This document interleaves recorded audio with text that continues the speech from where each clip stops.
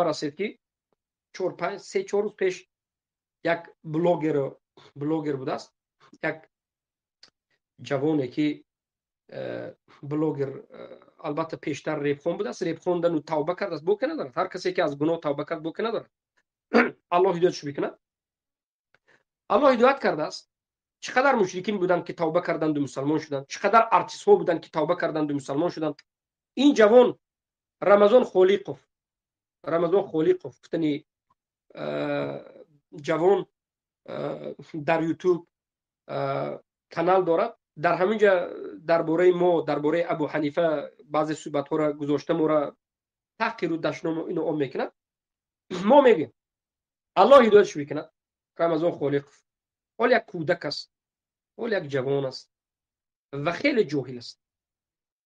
انا رمضان خلیقوف سبب گمراهیش و سبب نفهمیدنش ما را و به ما دشمنی کردنش، سخنهای پست و بلند گفتنش از دو سبب است. یکم سبب کودک است، خیلی جوان است، یعنی خیلی جوان است.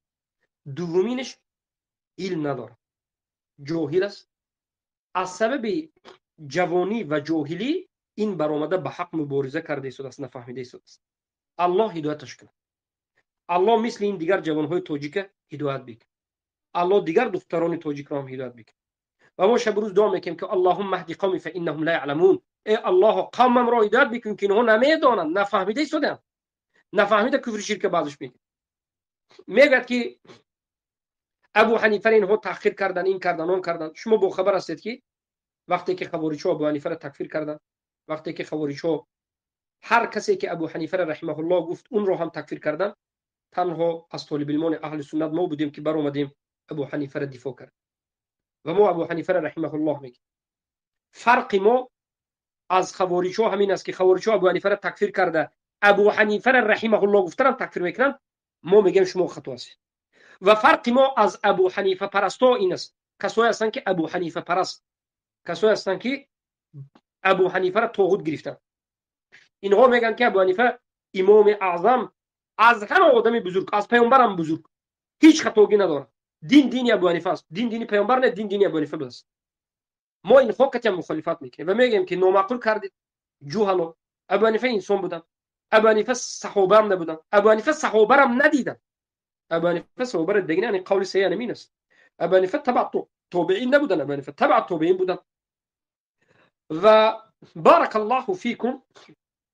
بعضی از جوهلا خیلی که گفتم ابو حنیفه علی را دید، میگن این یک شرمندگی است، بعضی جوهلا. لیکن بالاخره ابو حنیفه انسان بودن، خطاگی داشت.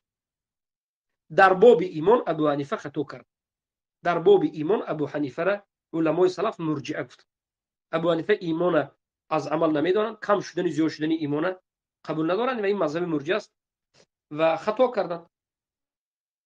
و ما خطاگی ابو حنیفه را قبول نداریم، زیرا که خود ابو حنیفه گفتن که اذا صح الحديث فهو مذهبی. حدیث وقتی که صحیح شد، صحیح هست، انا همون مذهب من است. و ما به حدیث های صحیح چنگ زدیم که مخالف مذهب ابو حنیفه است و ما به همون گفته ابو حنیفه بازگشتیم.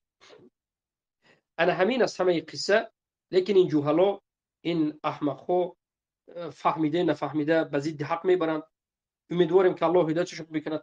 اگر هدایت قبول نکنند، هدایت انکار کنند، باز به همین گستاخی و بدبختی ادامه بدهند، الله خیر ذلشون میکنه. سبحانك اللهم وبحمدك اشهد ان لا اله الا انت استغفرك واتوب اليك برحمتك يا ارحم الراحمين.